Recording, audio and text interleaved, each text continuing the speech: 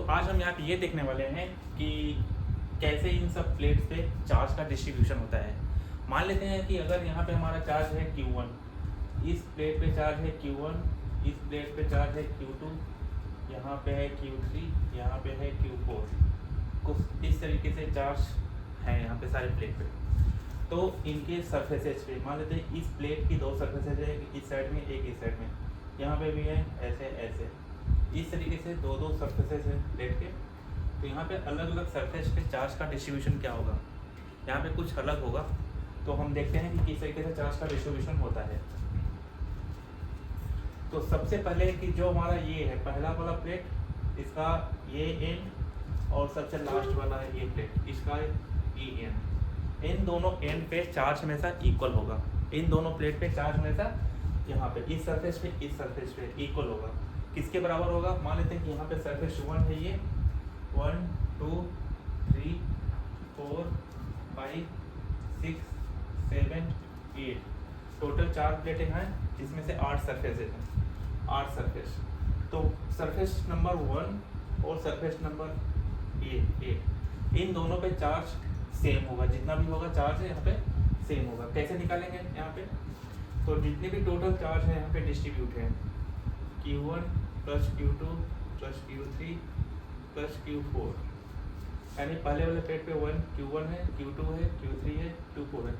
सभी चार्ज को यहाँ पे जोड़ को डिवाइड बाई 2 कर दो, तो इतना चार्ज यहाँ पे हो जाएगा ये प्लेट नंबर 1 पे, और Q8 यानी ये Q8 हम बोलेंगे इसको, और ये बोलेंगे प्लेट नंबर 1 पहले वाले सरफेस पे और आगे वाले सरफेस पे। तो हम इसको ऐसे भी ले सकते हैं कि surface 1 is equal to surface 8 is equal to Q1 plus Q2 plus Q3 divide by plus Q4 divide by 2। ये इतना इतना चार्ज आधे आधे में डिस्ट्रीब्यूट हो जाएगा यहाँ पे, यहाँ पे। तो यहाँ पे भी हमारा क्या हो जाएगा Q1 plus Q2 plus Q3 plus Q4 divide by 2, ये इस एंड पे हो जाएगा, और यहाँ पे भी ये हो जाएगा इस एंड पे। अभी हम देखेंगे कि इस सरफेस पे कितना चार्ज आएगा। अच्छा, जो सरफेस यहाँ पे आएगा जो चार्ज, सेम चार्ज यहाँ पे होगा बट उसकी अपोजिट पोलरिटी के साथ। यानी कि जो यहाँ पे है, मान लेते हैं यहाँ पे चार्ज हमारा कितना आ गया 2 पे अगर होगा जो, तो यहाँ पे ये -2 चार्ज जो भी होगा कुछ ऐसा। अगर यहाँ पे 4 है तो यहाँ पे -4। इसको हम किस तरीके से लिखें, किस तरीके से डिस्ट्रीब्यूट करें?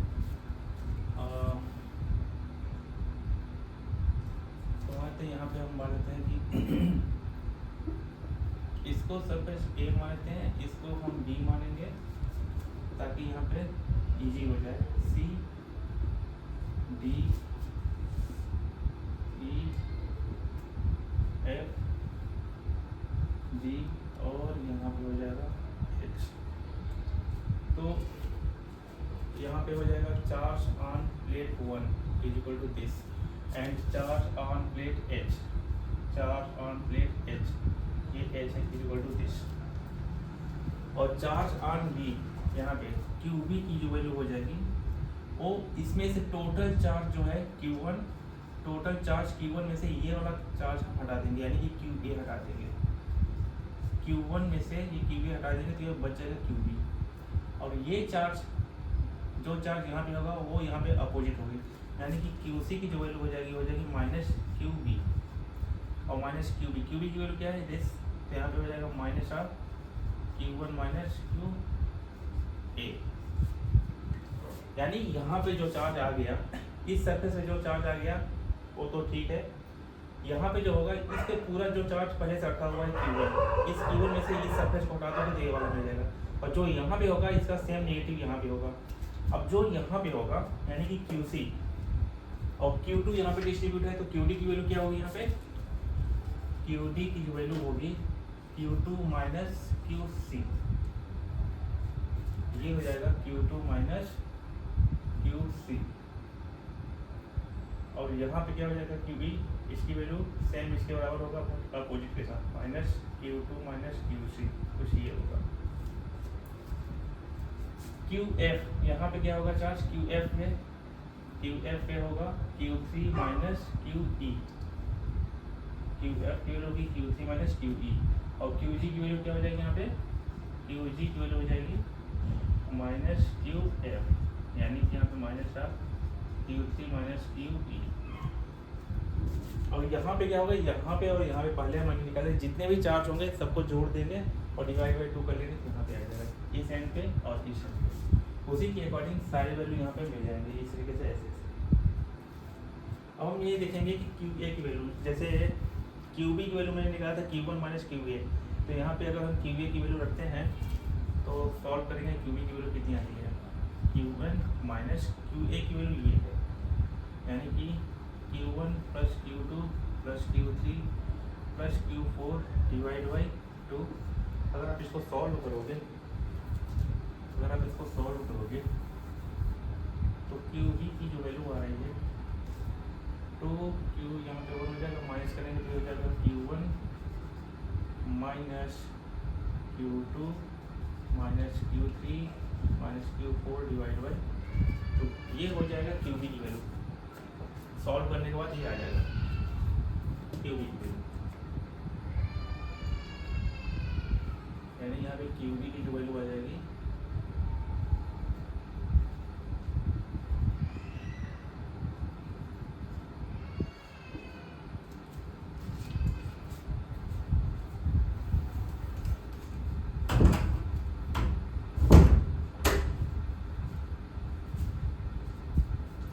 तो यहाँ पे देखेंगे कि इस तरीके से वैल्यू यहाँ पे डिस्ट्रीब्यूट हो रही है ना।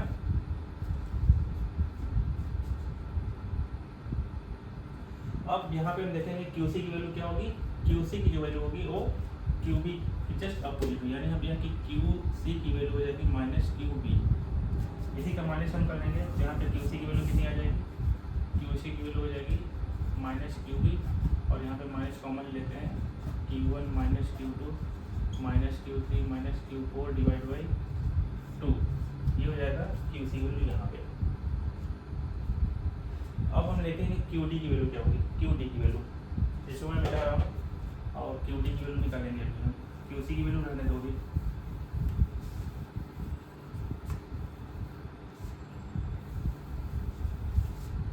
QD की वैल्यू क्या आ जाएगी यहाँ पे, QD की वैल्यू हो जाएगी Q2 minus QC, Q2 minus QC की वैल्यू क्या निकाला मैंने,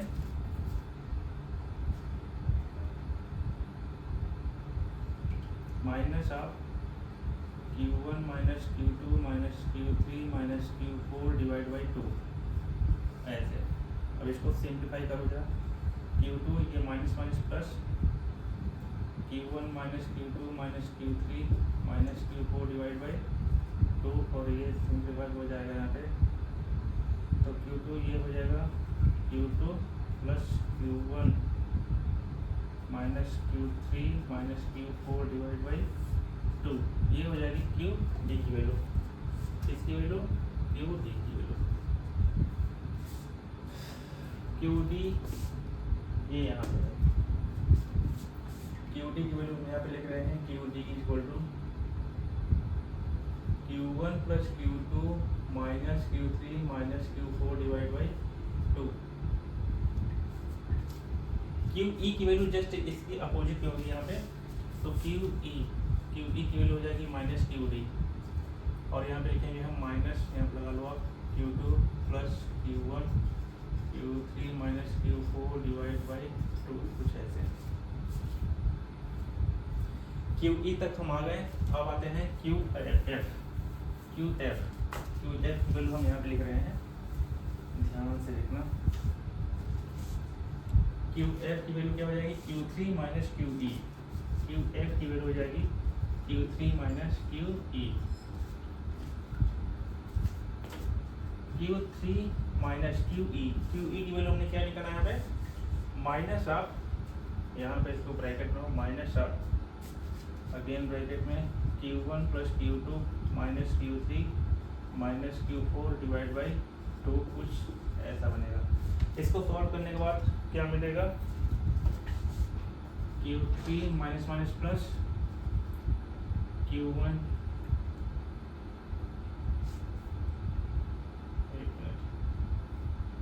Q1 4 डिवाइड बाई 2। अगर हम इसको सॉल्व करें तो क्या मिलेगा finally, Qn plus Q2 plus Q3 minus Q4 divide by 2, ये मिल गया आपका QF।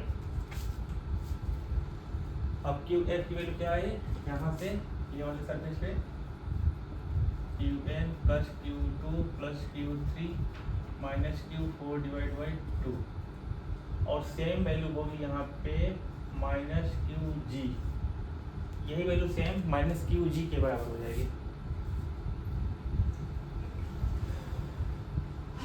Qg अगर हम फाइनली यहाँ पे देखेंगे QH की वैल्यू, तो Q4 माइनस Qg करेंगे तो आंसर यही आ जाएगा।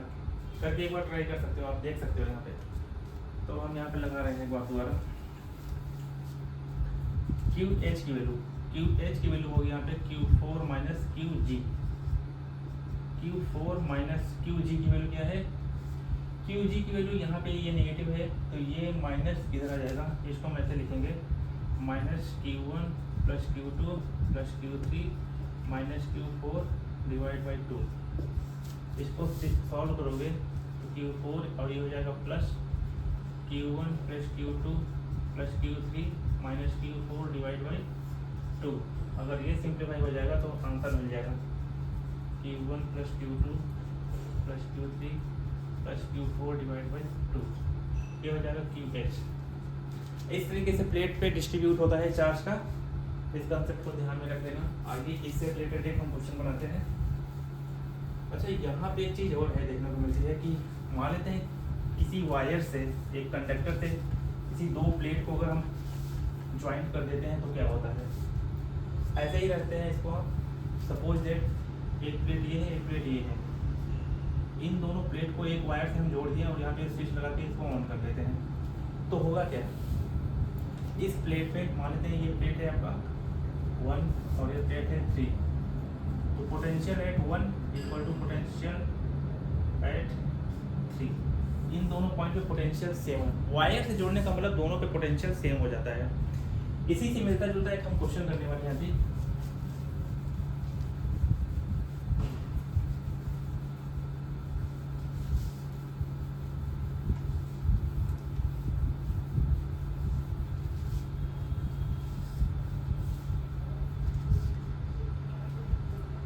यहाँ पे हमारे पास 3 प्लेट हैं,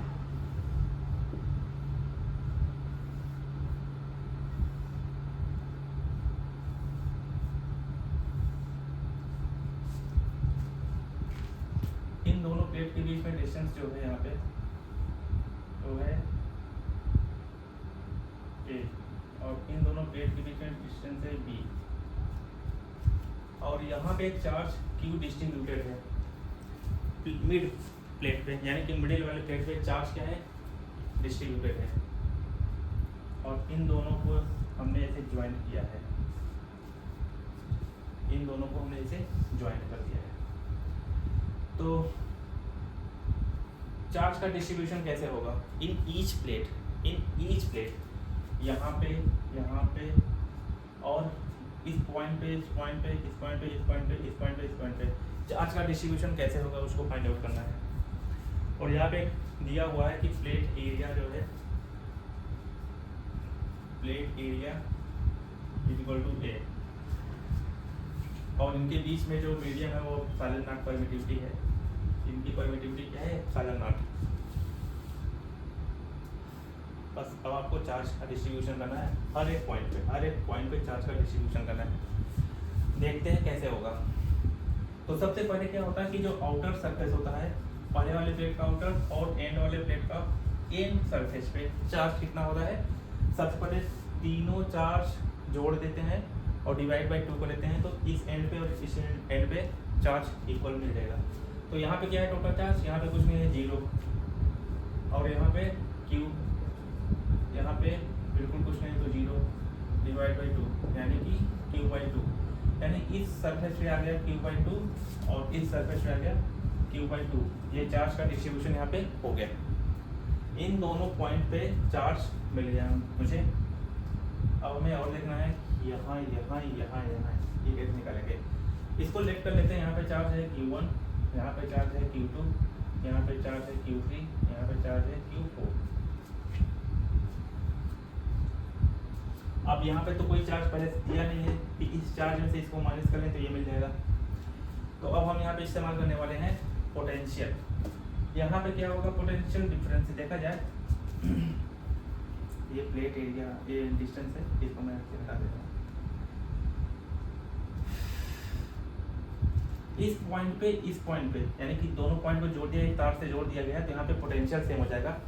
अब अगर इसके रेफरेंस से देखा जाए तो इसके रेफरेंस से मान लीजिए ये प्लेट ए है, ये बी है और ये सी है, तो potential difference between A and B यानी कि V minus V A is equal to potential difference between B and C यानी कि वी माइनस बी सी, कुछ ये ऐसा हो जाता है यहाँ पे पोटेंशियल डिफरेंस। अच्छा, यहाँ पे पोटेंशियल डिफरेंस क्या होगा, इसके बीच में एक इलेक्ट्रिक फील्ड ये होगी ई, परमिटिविटी यहाँ पे एप्सिलॉन नॉट है, यहाँ पे भी इलेक्ट्रिक फील्ड ऐसे होगी, परमिटिविटी यहाँ पे भी है, इलेक्ट्रिक फील्ड की वैल्यू यहाँ पे, इलेक्ट्रिक फील्ड की वैल्यू यहाँ पे ई है। अब मल्टीप्लाई बाय ए से करेंगे तो ई इंटू ए, इसके बीच में पोटेंशियल डिफरेंस आ जाएगा और यहाँ पे बी हो जाएगा ई इंटू बी, कुछ ऐसा।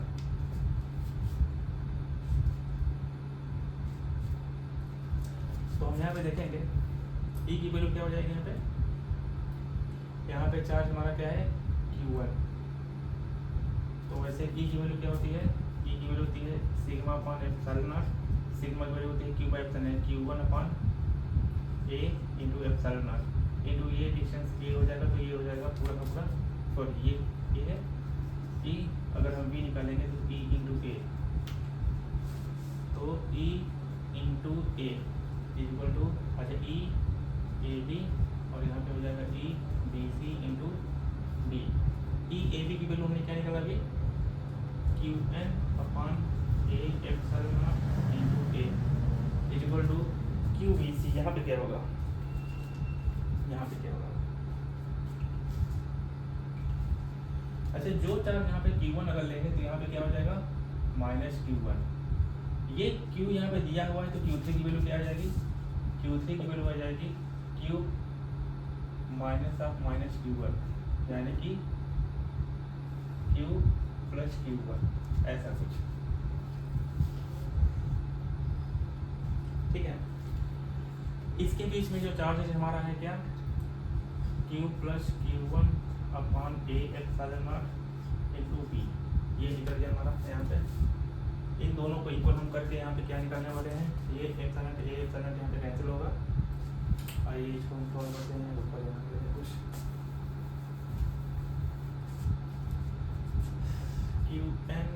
Q1 A equal to Q plus Q1 into B,